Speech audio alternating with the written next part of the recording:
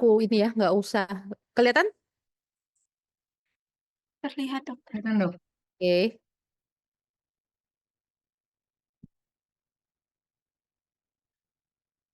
Oke. Cuman karena aku takut pakai itu daripada suaranya, aku bukanya begini ya. Oke. Jadi, oke. Tadi kan kalian lagi di blok sistem digestivus. Jadi kita saluran cerna itu dimulai dari mulut sebenarnya sampai anus. Kelainan kongenital yang akan dibahas ini dimulai dari esofagus, artinya daerah rongga mulut. Kelainan di rongga mulut itu nanti ada yang share, ada yang ngajarin dokter bedah plastik untuk labiopalatoskisis misalnya ya. Di daerah laring-faring itu THT yang lebih banyak berperan. Terus kalau kelainan kongenital, oke, kalau saya bedah anak itu adalah bedah yang muncul karena adanya kelainan kongenital, which is yang paling banyak, yang paling luas adalah kelainan kongenital pada saluran cerna, dari esofagus sampai anus. Oke, dari 1 sampai 6 itu kelainan kongenital kecuali nomor 4.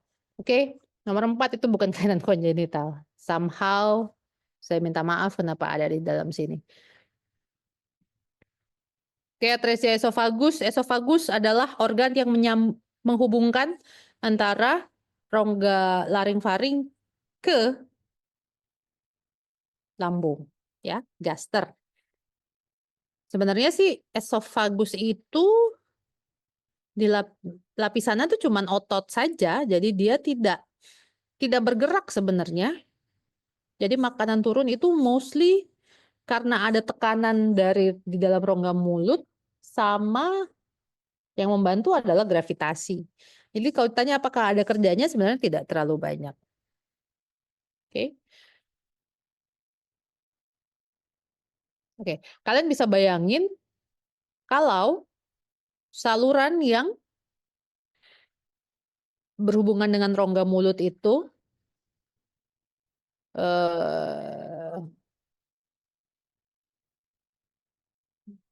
tidak tertutup, atresia. Atresia itu artinya kan salurannya tuh tidak paten ya, atresia tertutup. Jadi kalau misalnya kita nganggap saluran tractus digestivus itu adalah suatu pipa yang panjang dari mulut sampai anus, ketika disebut atresia itu dia pipanya itu mampet gitu, tidak terbentuk sempurna. Oke. Nah, esofagus tidak seperti usus, dia bukan dari organ tidak berongga berisi kemudian tumbuh ada rongganya, bukan ada vakuolisasi, tidak, tetapi dia adalah pertemuan dari, oke, sebenarnya ini banyak teori. Jadi ada yang bilang, tapi teori yang saya baca dan saya agak percaya, mau nggak mau kita harus percaya nih sama yang kita baca, itu adalah adanya apa namanya kalau kayak prosesus itu ada tonjolan dari daerah mulut sama tonjolan dari daerah gaster, terus dia akan bertemu di tengah-tengah toraks. Nah, kalau tonjolannya bertemunya salah, terjadilah atresia esofagus. Ada berbagai macam teori mengenai embriologi dari esofagus. Tetapi yang bisa dan agak masuk akal dihubungkan dengan atresia esofagus adalah tonjolan-tonjolan tadi. Maksud tonjolan dari atas sama tonjolan dari bawah, dia bertemu di tengah-tengah. Tapi kalau pertemuannya salah, yang satu dia blind, yang satu masuk ke trakea, itu namanya atresia esofagus dengan fistula trakeoesofageal. Oke. Oke. Secara klinis, kalau mulut itu saliva, bukan salita. Saliva itu diproduksi oleh kelenjar air liur yang paling besar parotis, yang keluar di rongga mulut setinggi molar 2 ya, atas. Di situ ada tempat keluarnya ductus stenoni ya, tempat yang mengeluarkan air liur. Air liur itu jumlahnya akan akan tetap sama karena kita punya kemampuan untuk menelan gitu ya. Kalau si bayi lahir, dia memproduksi air liur, tetapi dia tidak bisa menelan karena ada atresia esofagus, dia akan menyebabkan drooling. Drooling itu ngences. Tapi dalam tingkatan yang lebih berat lah ya. Biasanya drooling itu jumlah air liurnya berlebih di dalam kafum oral. Ya, karena dia tidak bisa menelan. Oke. Terus yang lain ya adalah resiko dia kan kalau bayi baru lahir tuh biasanya kita akan inisiasi menyusui dini ya, langsung dikasih susu. Nah, si bayi tidak bisa langsung muntah biasanya. Oke. Ada kelainan yang tadi aku bilang karena yang tonjolan dari gaster itu masuk ke trakea, itu bisa asam lambung yang sudah diproduksi ketika kita lahir itu akan bisa mengiritasi paru-paru. Diagnosis ini bisa terjadi prenatal dengan kemajuan ilmu pengetahuan. Jadi dengan adanya feto maternal yang berkembang dengan USG 3 dimensi, 4 dimensi, proses ini bisa terdeteksi di trimester kedua atau ketiga. Ya, biasanya kelihatan dengan sebagai bubble esofagus di daerah leher. Jadi ketika di USG itu di daerah lehernya kok ada kayak bubble ya. Bubble-nya tidak berisi udara karena si pasien belum ada udara di dalam itu, tetapi ada berisi cairan amnion. Terus nanti dia turun ke bawah ke abdomennya, ada nggak gasternya? Biasanya kalau misalnya yang atresia esofagus yang isolated, artinya tidak ada hubungan dengan trakea, itu bubble gaster tidak terlihat. Oke.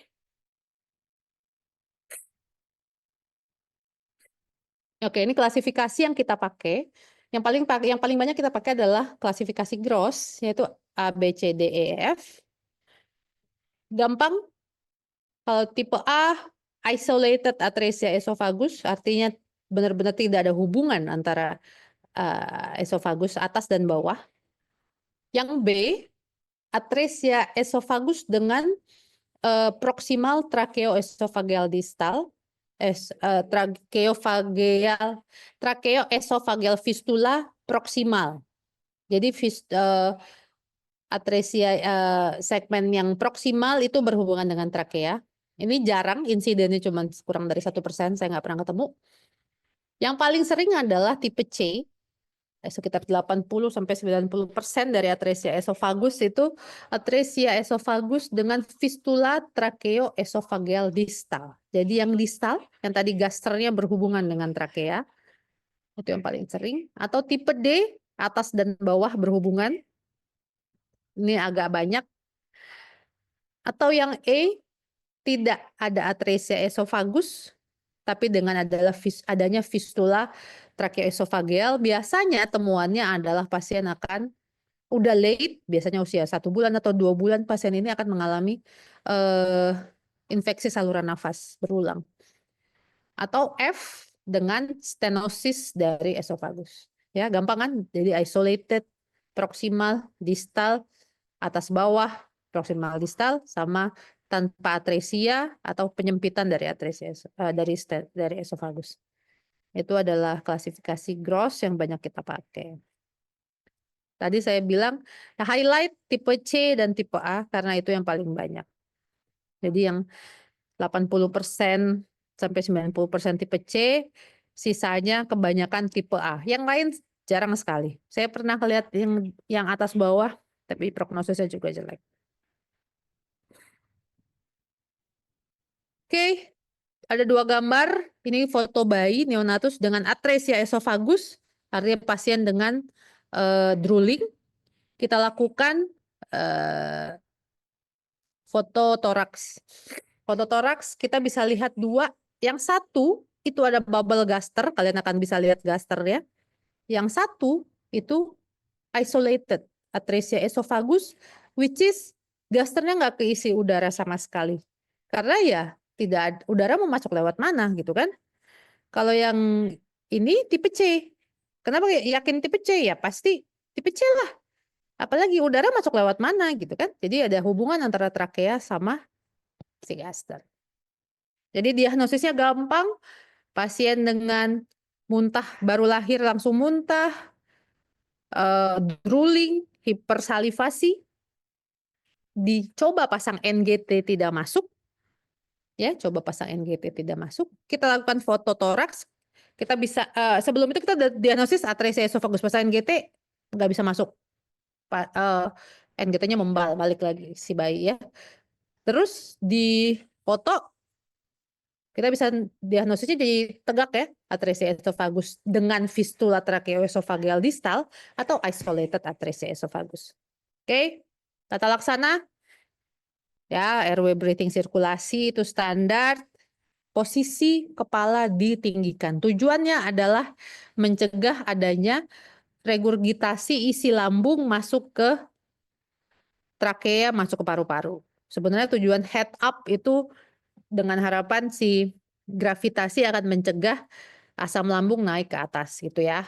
Terus suction berkala, karena ada hipersalivasi, kita suction berkala. Oke, usahakan bayi jangan menangis, itu tujuannya gini. Fistula itu kan, kalau misalnya atresia esophagus dengan fistula, kalau dia nangis, udara masuk dong, lambung akan makin besar. Kalau fistulanya cukup gede, kadang-kadang tekanan intra gaster itu tinggi sekali, bisa menyebabkan ruptur dari gaster itu sendiri. Apalagi kalau ternyata di distal dari gaster tuh ada atresia yang lain, bisa loh. Jadi atresia esofagus ini sendiri sebenarnya adalah bagian dari faktral ya, faktral apa kelainan kongenital yang bareng-bareng gitu ya. Oke, terus ya tata laksana awalnya adalah suction berkala, head up, karena dia tidak bisa makan, pilihannya adalah intravena, fluid, cairan intravena. Terus karena dia bayi, kita akan mencegah hipotermi, biasanya kita masukkan ke dalam apa sih tempat bayi itu ya, dalam yang hangat itu. Terus habis itu kita rujuk. Oke. Baru tata laksananya adalah melakukan merekonstruksi atresia itu tadi. Artinya kita melakukan torakotomi untuk menutup fistulanya kalau ada fistula, dan kita melakukan rekonstruksi dari esofagusnya itu sendiri. Jadi kita sambung proksimal esofagus proksimal dan esofagus distal. Oke, esofagus next. Atresia usus halus sebenarnya kalau definisi kan usus halus itu dari, kenapa nggak ada gaster ya? Jarang. Jadi kelainan kongenital di gaster itu jarang. Ada atresia dari pilorik, tapi jarang banget ya. Jadi kita lewatin aja, kita ketemu yang sering-sering. Oke, usus halus itu dari duodenum sampai ileum ya. Banyak penyebabnya. Kalau tadi esofagus tadi karena dia nggak ketemu. Kalau atresia usus halus, kalau duodenum itu penyebabnya macam-macam karena proses eviscerasi usus fisiologis dan kemudian dia mengalami rotasi bla bla bla, terjadi malrotasi bisa menyebabkan obstruksi di duodenum, atau vakuolisasi artinya memang terjadi atresia, gangguan untuk pembentukan rongga di dalam itu bisa menyebabkan ini. Atau kalau usus halus yang paling sering salah satunya adalah gangguan oklusi dari pembuluh darah mesenterik ya. Misalnya ada volvulus atau ada infeksi intraabdomen ketika intrauteri. Oke. Oke, kita mulai dari atresia duodenum. Duodenum itu adalah organ yang berhubungan seperti C terbalik dari pilorus, terdiri dari 4 pars, 4 bagian. 1 itu letaknya di intraperitoneum, 2, 3, 4 letaknya di retroperitoneal. Di part 2 itu tempat keluarnya empedu. Oke. Oke, secara epidemiologi kalian baca aja. Sering dihubungkan dengan Down syndrome, terutama pada obstruksi duodenum yang disebabkan anulare pankreas. Oke. Oke, tadi aku bilang di duodenum itu ada ampula vateri. Ampula vateri itu tempat keluarnya empedu dan cairan pankreas kan. Jadi kalau ada obstruksi di bawah ampula vateri di duodenum pars 2 distal atau 3-4, maka si empedu itu akan tertumpuk dan akan regurgitasi ke gaster. Dia akan muntah hijau. Ya, empedu warnanya hijau. Tah? Jadi ketika ada muntah hijau, kita berpikir pada neonatus nih, pada bayi baru lahir, kita berpikir ada obstruksi setinggi duodenum. Ngerti ya? Jadi muntah itu penting pada anamnesis. Jadi ketika ada pasien baru lahir dengan keluhan muntah, kalian harus bertanya, sejak kapan dia muntah?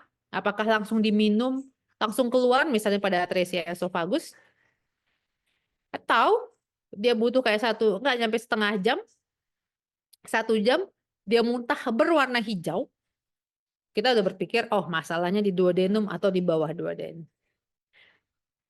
Kalau turun lagi, bisa aja fekal material yang muntah ya. Jadi kalau kita melakukan anamnesis, kita harus dalam. Oke. Oke.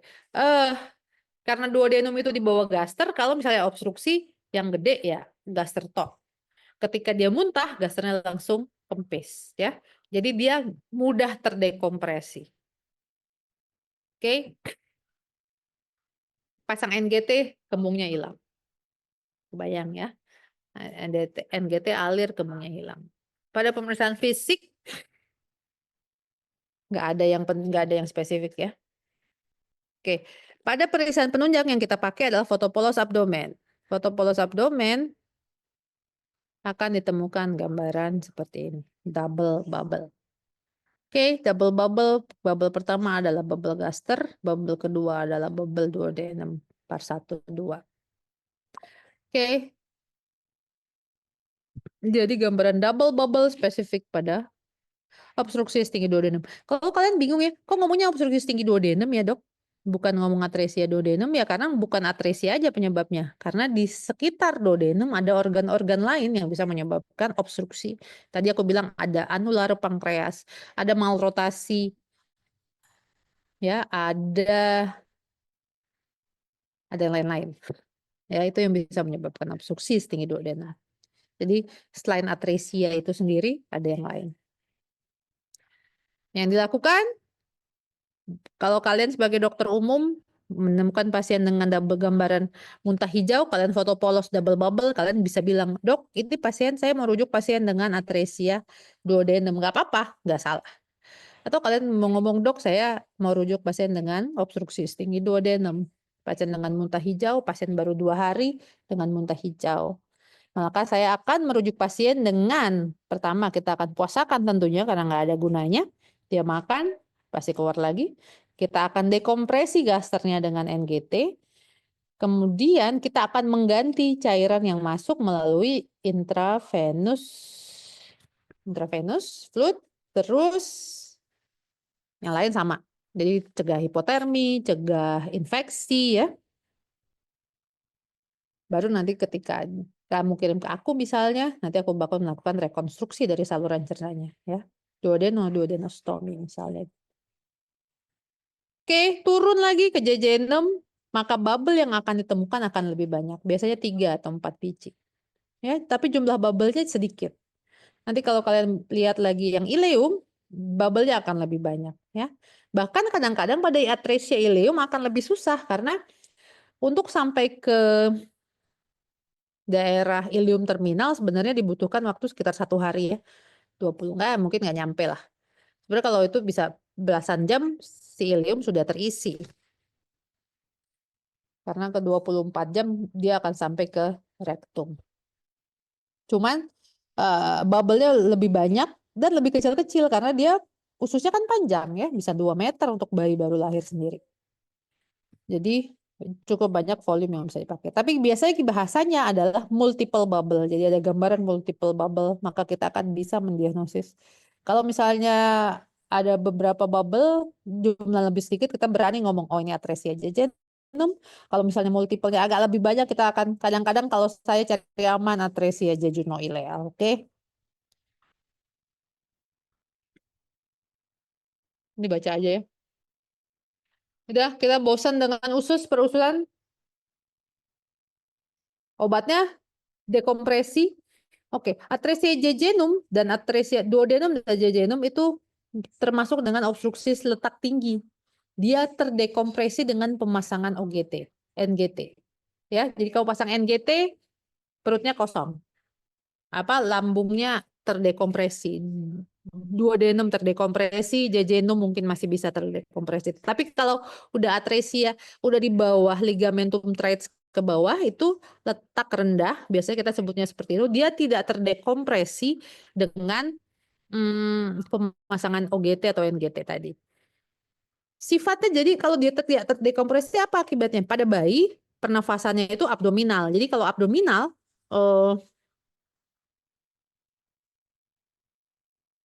kalau misalnya perutnya kembung, diafragmanya akan tertekan. Jadi pengembangan paru akan sulit, lebih susah. Jadi biasanya kalau dia tidak terdekompresi sempurna pada pada obstruksi letak rendah, biasanya pilihannya adalah operasi, lebih emergensi karena dia tidak terdekompresi. Tetapi kalau dia letak tinggi, pasang NGT kembungnya hilang, kita masih punya waktu lah, urgent sifatnya. Oke, maju lagi ke dinding abdomen, ada dua kelainan kongenital paling sering yaitu omphalokel dan gastrosisis. Kalau omphalokel dia dilapisi lapisan amnion, tapi kalau gastrosisis si usus berenang-renang di amnion. Ini omphalokel itu terjadi karena proses kembalinya usus dari eviscerasi usus fisiologis ke dalam abdomen itu terganggu. Kenapa? Karena proses pembentukan dinding abdomennya tidak berjalan sempurna. Dia akan dilapisi oleh lapisan amnion di sini ya. Sebenarnya umbilikus sih, tapi karena dia berisi bentuknya nggak kayak umbilikus yang bagus gitu ya. Yang falokel, nanti kita lihat fotonya. Kalau gastrosisis, jadi pada minggu keempat kehamilan karena abdomen itu belum terbentuk, sedangkan tali usus itu udah mulai ada, dia keluar dulu fisiologis, eviscerasi. Kalau kalian ingat embriologi ya. Terus dia eviscerasi, terus dia akan kembali di minggu ke-8 dan menempati tempatnya dengan adanya rotasi, ada fiksasi. Makanya kenapa ada kolon duodenum letaknya di retroperitoneal. Nah, itu berhubungan dengan itu tuh. Proses dia dari eviscerasi kembali ke dalam abdomen. Itu selesai di minggu ke-12. Pada omphalokel proses itu sudah selesai, artinya di minggu ke-12 si usus masih di dalam rongga di dalam umbilikus ya, masih terbang-terbang. Tapi pada gastrosisis proses itu selesai, cuman di akhir kehamilan atau beberapa bulan sebelum kelahiran terjadi gangguan pada dinding abdomen sehingga terbentuklah defek di lateral dari umbilikus yang menyebabkan isi abdomen itu keluar. Oke, jadi kalau yang C dan D itu omphalokel, A dan B itu adalah gastrosisis. Kalau kalian lihat umbilikusnya di A dan B itu intak, sedangkan pada C dan D itu umbilikusnya tidak jelas ya, melebar gitu kan. Umbilikusnya lebar nih pada yang D kan. Itu omphalokel ya. Tapi ada A dan B umbilikusnya jelas. Oke. Yang memperburuk adalah si usus ini akan terekspos udara. Terus dia melalui defek yang sempit yang menyebabkan bisa terjadinya edema dari usus. Makanya gambaran ususnya bisa membesar kayak gambar B ini. Gambar A mungkin pada awalnya kecil-kecil kayak gini, tapi makin lama makin edem. Jadi diusahakan untuk kembali segera mungkin sebenarnya. Kalau yang kayak gini yang B ini akan lebih susah kita untuk mengembalikannya. Sedangkan tipe C dan D itu si ususnya aman sebenarnya. Dia dilapisi lapisan amnion ini. Oke. Nah, perbedaan lain adalah omfalokel ini biasanya disertai dengan kelainan kongenital lain. Yang paling sering adalah kelainan jantung bawaan. Jadi kelainan di garis tengah kata guru saya itu biasanya mungkin nggak berdiri sendiri. Dia biasanya rame-rame. Dan paling sering adalah kelainan jantung. Jadi kalau ada pasien dengan omfalokel sangat disarankan untuk melakukan pemeriksaan echo. Jadi prognosisnya lebih jelek. Sebenarnya secara umum prognosis akan lebih jelek pada pasien omfalokel karena dia ada kelainan lain kan. Sedangkan gastrosisis ini biasanya kelainan lainnya jarang. Yang paling sering mengikuti dia adalah atresia usus halus karena ada nekrosis, ada usus yang nekrosis. Tetapi secara kenyataannya kalau kita tidak segera melindungi usus ini di gastrosisis, maka dia akan makin edem dan akan sangat sulit kita untuk mengembalikan si usus ke dalam abdomen. Oke, diagnosisnya USG prenatal tentu saja bisa sekali.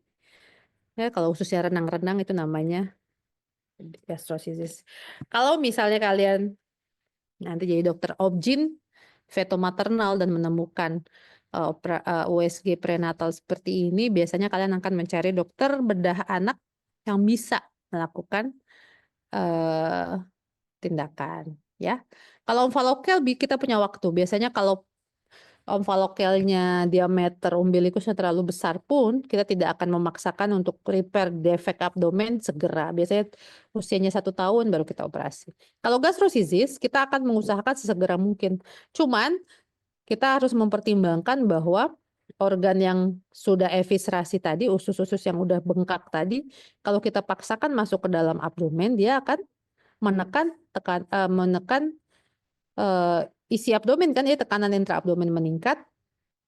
Jadi dalam abdomen ada pembuluh darah besar, aorta, ada vena cava.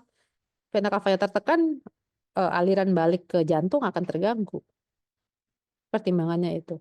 Jadi kalau misalnya pasien kalian nanti di daerah dan ketemu pasien lahir dengan gastrosisis, lindungi gastrosisisnya, tutup dengan plastik untuk mencegah plastik yang bersih tentunya, kalau bisa steril, untuk mencegah ekspos udara yang berlebihan.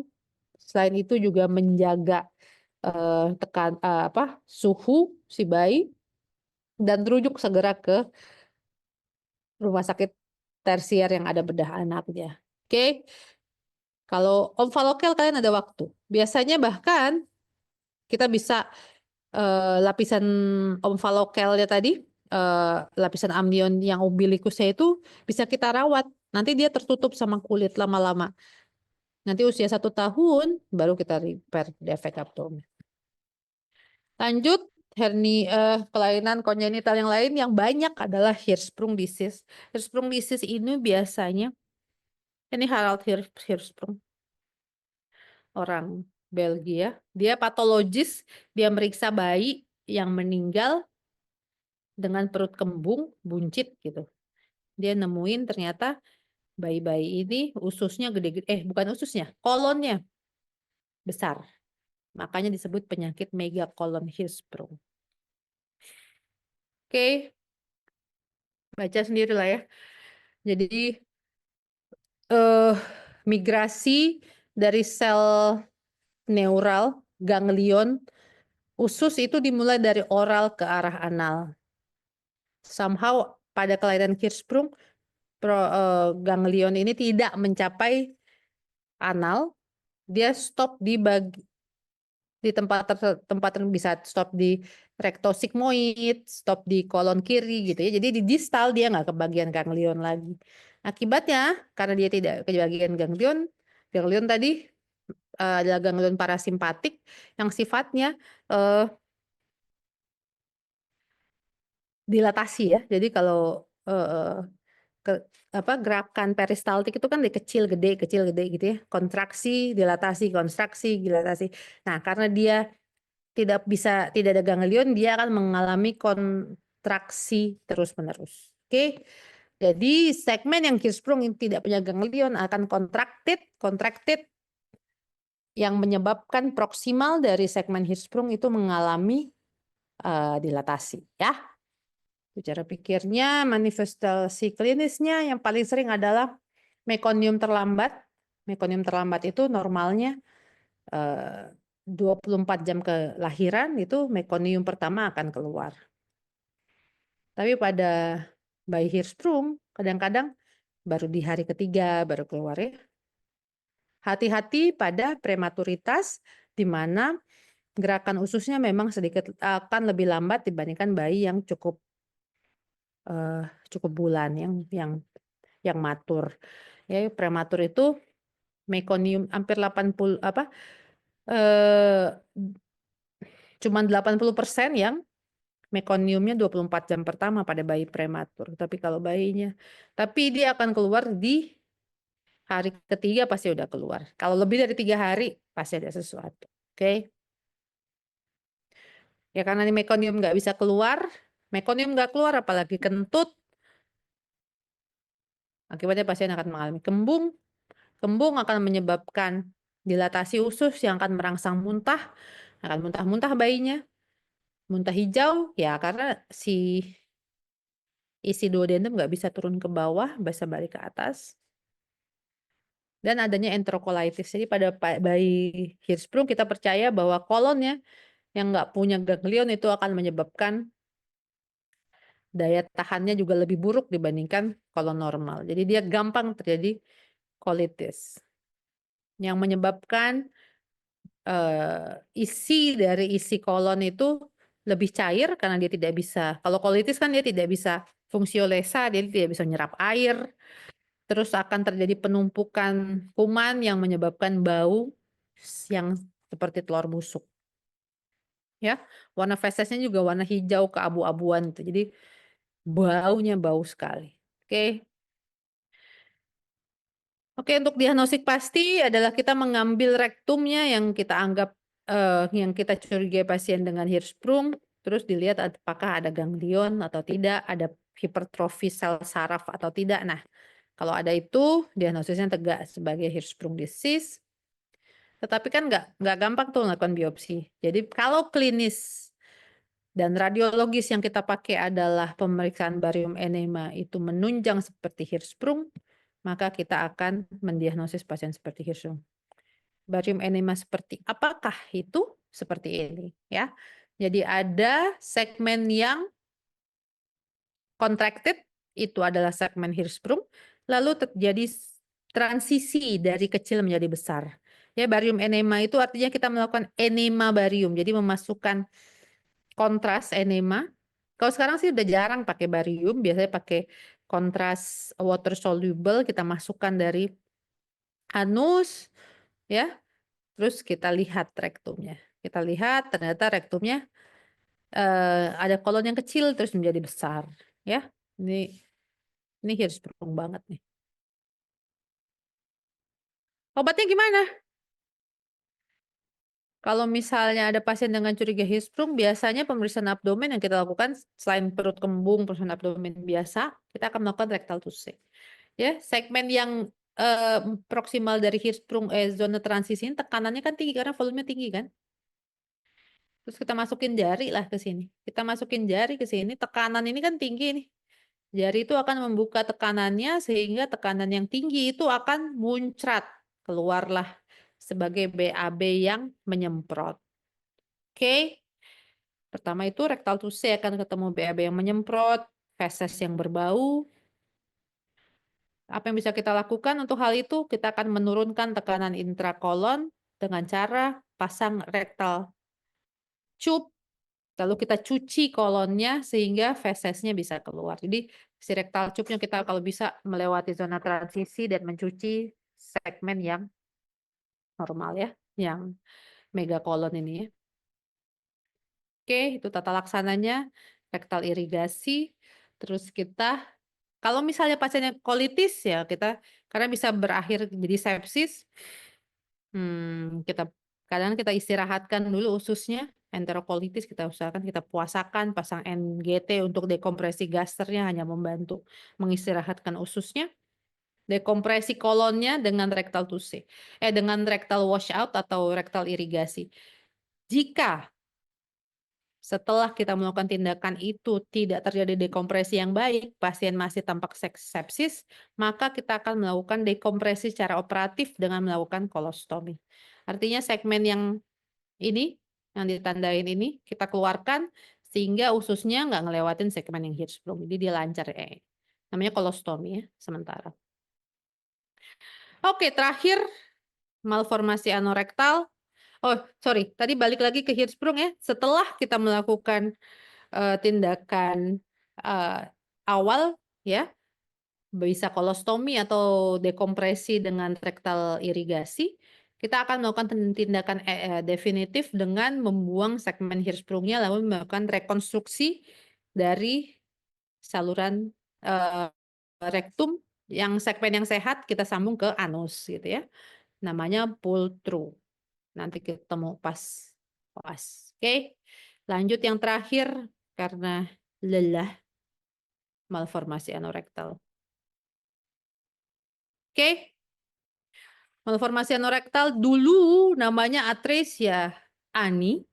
Kalian mungkin sering dengarnya atresia ani, tapi dengan bertambahnya ilmu bahwa sebenarnya yang terjadi adalah malformasi anorektal. Jadi proses pembentukan anusnya itu salah.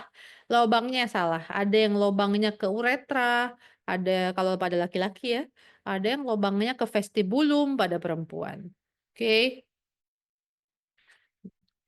Klasifikasi yang kita pakai itu biasanya klasifikasi P-nya yang membagi laki-laki sama perempuan. Yang paling, nah ini ya kalian lihat pertama paling banyak rekto perineal, rekto uretra, rekto bladder neck, imperforated anus atau atresia ani tanpa fistula, sama complex and unusual defect misalnya atresia rectum. Oke. Kalau pada females ada malformasi anorektal dengan fistula rektoperineal, rektovestibular, atau kloaka. Kloaka itu artinya 3 saluran bergabung jadi satu. Kalau saluran tempat gabungnya pendek, itu short common channel. Semakin panjang common channelnya itu lebih dari 3 cm, prognosis akan makin buruk. Sama seperti pada laki-laki juga ada imperforated anus without fistula atau atresia ani yang biasa dihubungkan dengan Down syndrome. Kalau complex and unusual defect ini ada extrophy cloaca. Nanti kalian baca aja kan. Tugas kalian tadi kan Hernia ada tugasnya ya membaca definisi dari yang saya kasih tadi. Nah, tambah sekarang extrophy cloaca. What is extrophy cloaca? Oke, malformasi anorektal.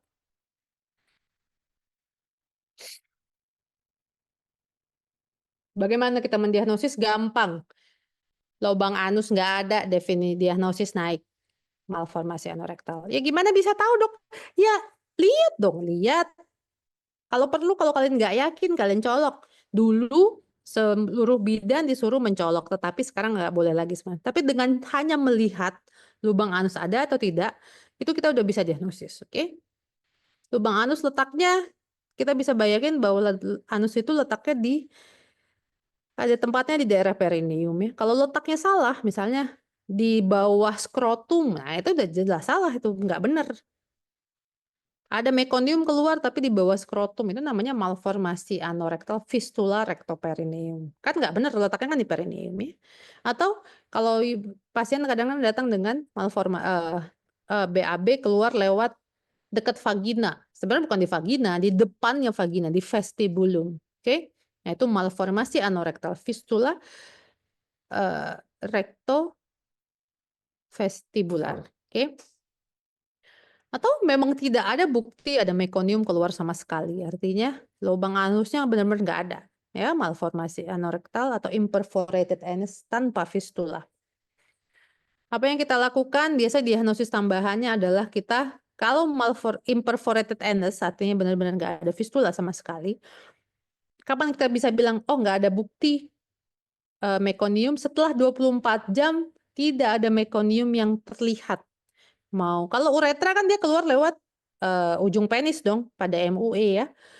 Meatus uretra externa ada mekonium. Nah, itu artinya malformasi anorektal fistula rektouretra. Nggak perlulah kita lakukan pemeriksaan ini. Tetapi setelah 24 jam ternyata benar-benar bersih, nggak ada mekonium sama sekali. Maka kita akan melakukan cross table lateral photo. Jadi pasien dalam posisi prone, daerah pelvisnya kita naikin ke atas dengan harapan udara di punktum maksimum rektum itu akan naik ke atas. Nanti kita bisa memperkirakan kira-kira letaknya jauh apa terdekat. Kalau misalnya dekat, kurang dari 1 senti antara tempat yang harusnya di anus sama si rektum tadi dekat, kurang dari 1 senti, biasanya kita lakukan pembuatan lubang anus segera. Jadi kita coblos, gitu ya, namanya anoplasti. Oke, mempermudahnya maka dibuatlah seperti ini. Kalau pada laki-laki baru lahir dengan keluhan tidak ada lubang anus, maka kita akan melakukan perineal inspection. Perineal inspection untuk memastikan ada nggak lubang tempat keluarnya mekonium selain di tempat anusnya ya. Bisa di perineum, bisa di uretra, oke? Atau kencing ya bercampur dengan mekonium.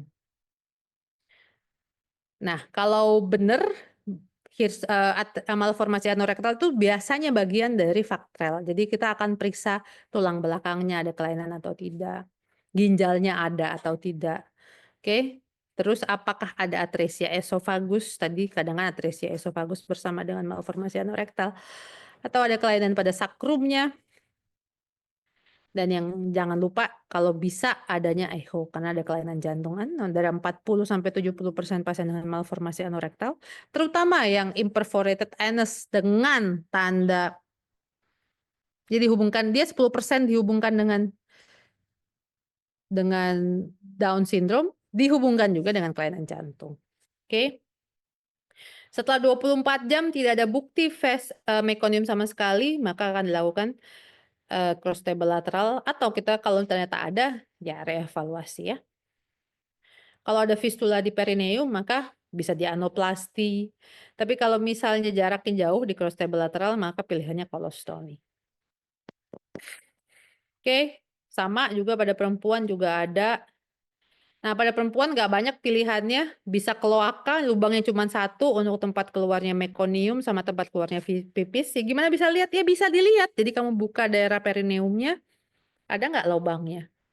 Perineum nggak ada. Kamu buka labia mayoranya, kamu lihat ada lubang kencingnya kelihatan atau enggak. Kalau enggak, tiba-tiba di situ keluarlah mekonium, namanya kloaka. Intinya adalah kita mengusah. Setelah 24 jam kita sudah punya kepastian ini bayi BAB lewat mana? Mau lewat anus yang kita buatkan, anoplasti, atau kalau memang butuh tahapan untuk repair, biasanya pilihannya adalah kolostomi. Jadi sementara di abdomennya kolostomi. Oke, selesai. Saya stop sharing. Ada yang mau ditanya?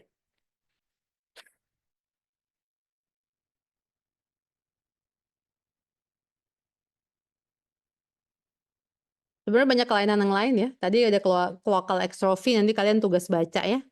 Cloacal extrophy. Nggak usah panjang-panjang, yang penting kalian tahu apa itu extrophy cloaca. Ada yang mau tanyain lagi? Izin bertanya, dokter. Silakan. Baik, dokter, terima kasih sebelumnya. Perkenalkan, saya Hana Marcianti Andrianto dari kelas Gamma. Nah, saya izin bertanya terkait yang gastroskisis, dok. Kan untuk yang gastroskisis maupun opaloker ini sebenarnya bisa kita deteksi lebih awal pas masih di dalam kandungan dengan USG prenatal.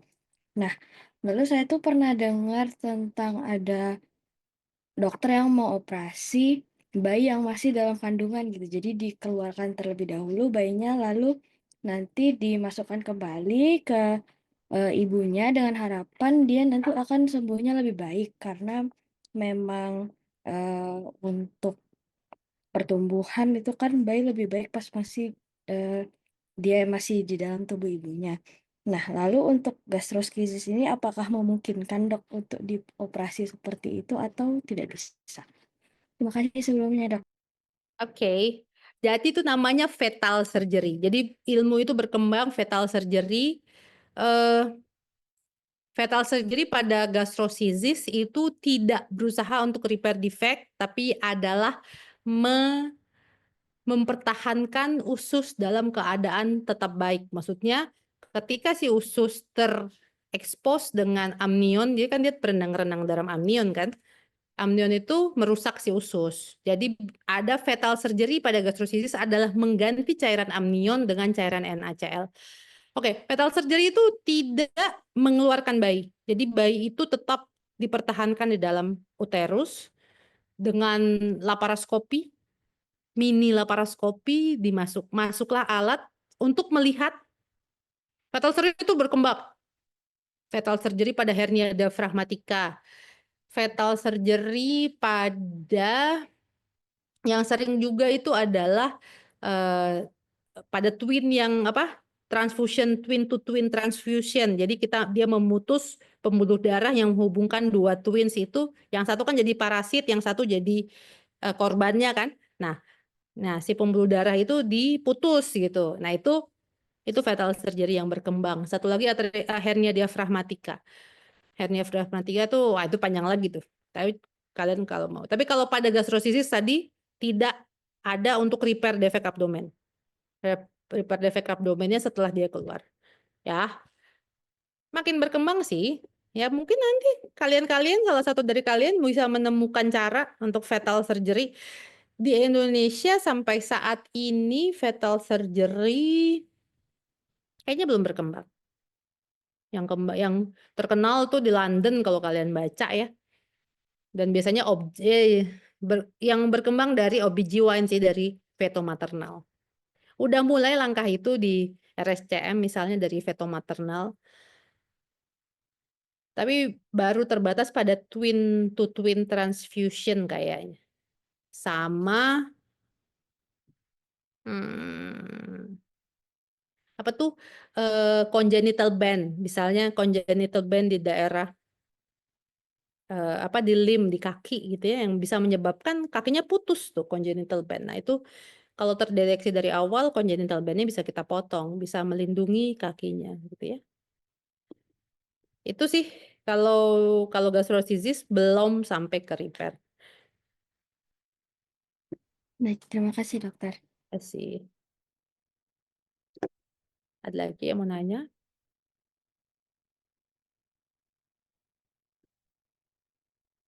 Jadi sebenarnya adalah dengan dengan kemajuan ini, apalagi kalau kerjasamanya cukup baik ya, biasanya saya bedah anak tuh sering dapat konsul pasien dengan atresia jejunoileal. Jadi dari awal atau gastrosisis atau omfalokel. Jadi dari awal si pasien atresia esofagus juga pernah. Jadi memang si OBGYN ini akan mempersiapkan si ibu dan si anak kalau bisa sematur mungkin, terus akan dipersiapkan lahir di rumah sakit yang siap, misalnya kalau di Palembang ya di RSMH, atau di tipe C yang cukup lengkap, artinya kita berpikir bahwa pasien ini butuh ICU, butuh NICU ya, jadi itu sangat membantu sekali. Dan dari awal kita juga sudah menjelaskan ke orang tua pasien apa yang akan dihadapi. Jadi edukasi dari awal, kita misalnya pasien dengan atresia duodenum dari awal. Oh iya, satu hal, jadi kan pasien tuh bayi itu kan di dalam kandungan menelan amnion ibunya, terus amnion itu akan diserap di ileum terminal. Jadi kalau ada obstruksi di atas ileum, misalnya obstruksi atresia esofagus, obstruksi setinggi duodenum ya, itu akan menyebabkan jumlah amnionnya tuh nggak berlebihan ya. Apa tuh namanya? eh,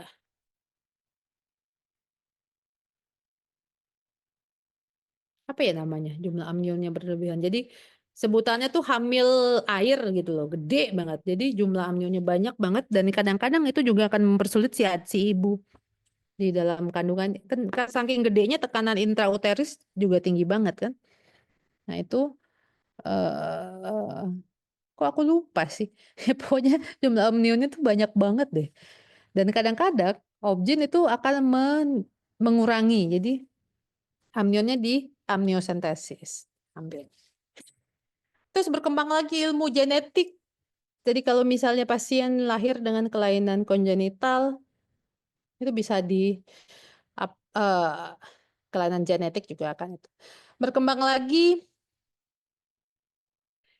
pada kehamilan yang direncanakan. Jadi kalau misalnya bayi-bayi dengan gangguan genetik yang akan diperkirakan mengalami kelainan kongenital, kalau negara-negara maju tentu akan ya mereka udah bayar mahal, tentu mau dapat anak yang bagus gitu ya, hasilnya nggak tanpa kelainan. Jadi kalau misalnya dengan kelainan congenital major, kelainan jantung berat, kelainan otak misalnya, atau kelainan usus, biasanya itu udah bisa terdeteksi dari genetik. Jadi ilmunya berkembangnya kemana-mana. Iya, maksudnya pada bayi ya, Bah? Iya, saya lupa semua. Ada yang mau tanya nggak? Kalau nggak, kita hentikan ini udah 9 jam 10 kurang. Cukup? Cukup apa cukup? Oke, jempolnya udah kemana-mana. Saya tutup aja ya. Oh, tugasnya jangan lupa gimana cara ngumpulnya, tah? Eh, oh, benar polihidramnion. Iya benar, Hana. Jadi polihidramnion jumlah amnionnya berlebihan ya. Jadi keadaan polihidramnion itu menyusahkan untuk bayi. Ya untuk ibunya lebih tepatnya. Nah, bayangin perutnya isinya air, amnion semua. Si bayi nggak bantu nyerapin. Makasih Hana sudah membantu. Oke, udah ya? Cukup ya? Nggak ada yang bertanya? Kalau nggak ada, saya izin leave. Semoga mimpi indah malam ini. Ada waktu tidur. Baca. Itu PowerPoint kurasa ada lah ya dari kakak-kakaknya ya. PowerPoint lama masalahnya. Oke? Ya, soalnya juga itu-itu aja kok. Tenang aja. Oke? Sukses ya. Saya tutup ya. Wassalamualaikum warahmatullahi wabarakatuh. Stay Waalaikumsalam. safe Terima ya. kasih, dokter. Terima kasih, Dok.